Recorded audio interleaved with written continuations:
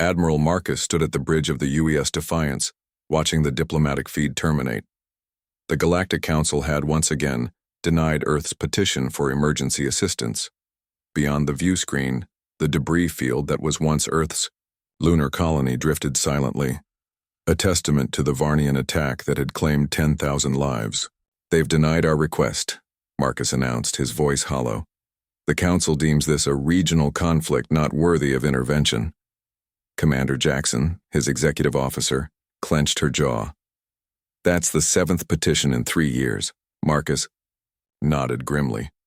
For decades, humanity had played by the Council's rules. They'd signed treaties, offered resources, shared technology, and begged for protection when the Varnians began their systematic destruction of human outposts. Each time, the Council deliberated and ultimately decided that humans were not worth the political complications of intervention. "Signal fleet-wide," Marcus ordered. "Execute Protocol Omega." Jackson hesitated. "Sir, once initiated, there's no going back."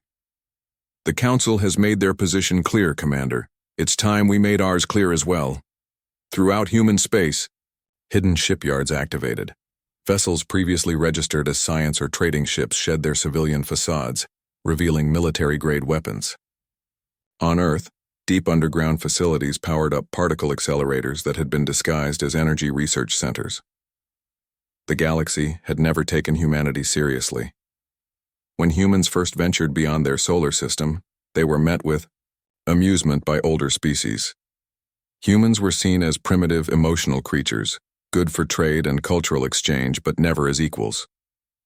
When the Varnians began their aggression, the Council advised patience and negotiation. 3 billion human lives later, patience had run out. General Rivera addressed the unified Earth government from her command center on Mars.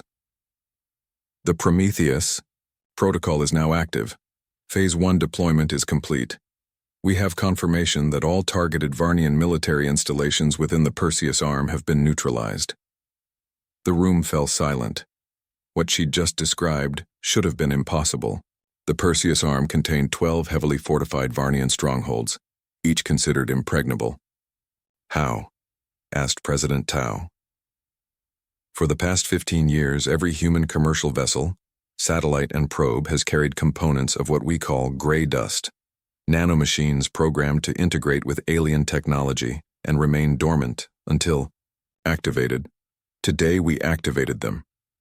On distant Varnian worlds, their defense systems had simply stopped. Their vaunted planetary shields collapsed. Their communications went silent. And throughout Varnian space, human vessels, previously dismissed as harmless, revealed their true nature. The Council chambers erupted in chaos when the news arrived. The Varnian representative stormed toward the human ambassador, diplomat. "Reed, this is an act of war," the Varnian snarled, mandibles clicking in fury. Reed remained calm. "No, Counselor. This is an act of survival. We petitioned for peace 7 times. You denied us 7 times. We will not petition again." The Grand Arbiter, an ancient being from a species that had explored the stars when humans were still painting cave walls, raised his appendages for silence. "Human," he intoned, "explain your actions." Reed stood, somehow seeming taller than before. "For years we've shared our art, our music, our literature. You called us emotional, unpredictable.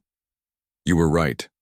What you failed to understand is that the same creativity that produces our art also fuels our survival instinct." He gestured to a holographic display showing Varnian fleets in disarray. "We didn't come here to ask for help. We came to inform you that the Varnian threat to humanity has been neutralized, and to deliver this message. Humanity will no longer plead for aid. We will defend ourselves by any means necessary." The Council chambers fell silent as Reed continued. "Every Council world now hosts millions of our gray dust machines. They will remain dormant as long as your species abide by a simple rule. Leave humanity alone. Should any species attempt what the Varnians did, they will find their technology useless, their defenses irrelevant."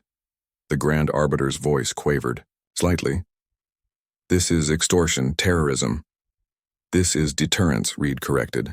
We've lost billions while you deliberated. Never again. As Reed left the chambers, whispers followed him.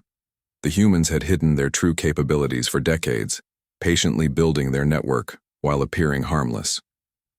They had turned their supposed weakness, their scattered presence across the galaxy as traders, artists, and workers, into their greatest strength. Back on the Defiance, Admiral Marcus received the transmission from Diplomat Reed. It was done. Humanity had revealed its hand. Sir, Jackson reported, we're receiving communication requests from 17 species. The Lontarans are offering a defense pact. The Meridian Collective wants to negotiate technology exchange. Marcus allowed himself a small smile. Isn't it interesting, Commander? When we begged for help, none came. Now that we've shown we don't need it. They fear us, Jackson finished. No, Marcus corrected. They respect us. And in this galaxy, that's what keeps a species alive. Beyond the viewport, the stars continued their silent vigil as humanity stepped onto the galactic stage, not as supplicants but as equals, perhaps even as something to be feared. And fear, as humanity had learned, was sometimes the beginning of peace. Word. Count 1000.